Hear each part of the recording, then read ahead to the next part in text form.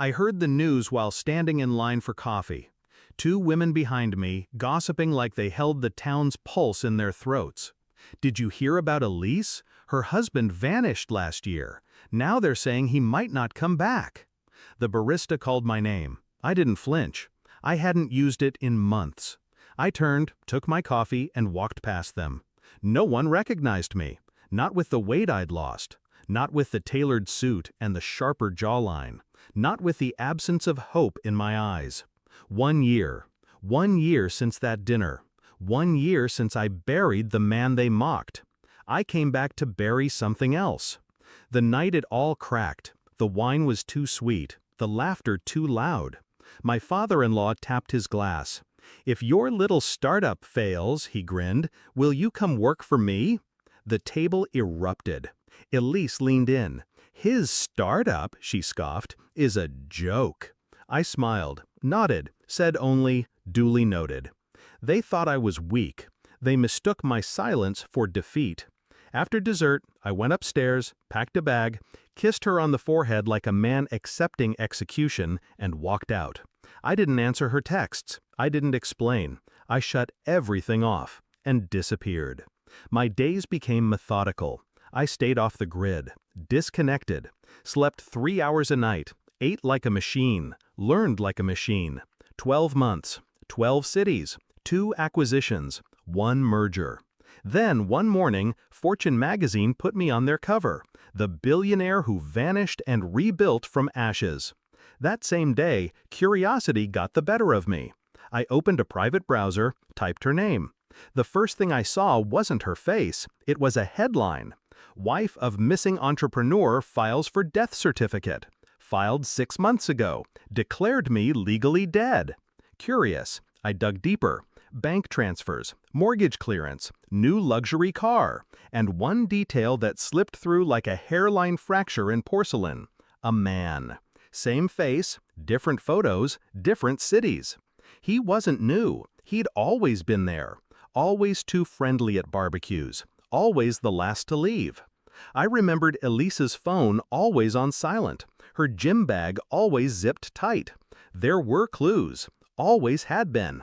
I just hadn't wanted to see them. I didn't call her. I called the lawyer. Had him set up a meeting under a pseudonym. Booked a private room at the country club. Sent the invitation with embossed stationery.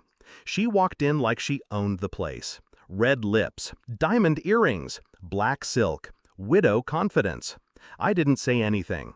Just slid the folder across the table. Inside, a printed bank statement, flight records, photos, a notarized paternity test. Our child was not mine. She'd filed for his name to be added to the birth certificate. She went pale. 1 blink. 2. "Who are you?" she whispered. I leaned in just enough. Dead men don't speak. She tried to reach for my hand. I pulled it away like it was made of glass. She cried. Quietly, like it was rehearsed. I didn't move. Didn't breathe. Just watched her unravel.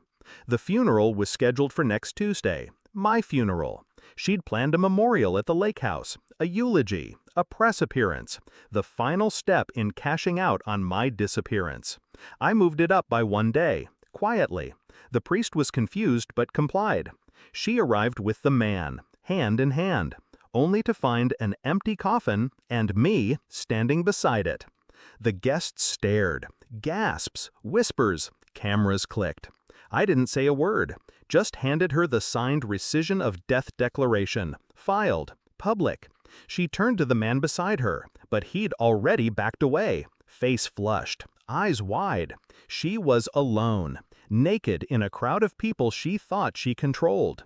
I didn't raise my voice, didn't gloat, didn't need to.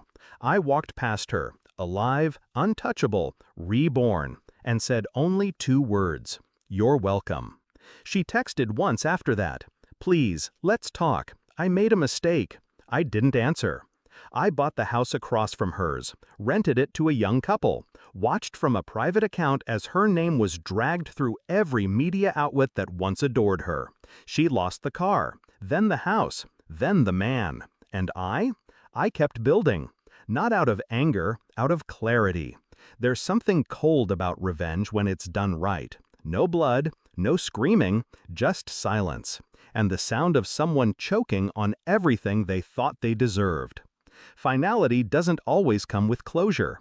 Sometimes it just comes with distance, and the knowledge that I never had to lift a hand, only disappear, and return a better ghost.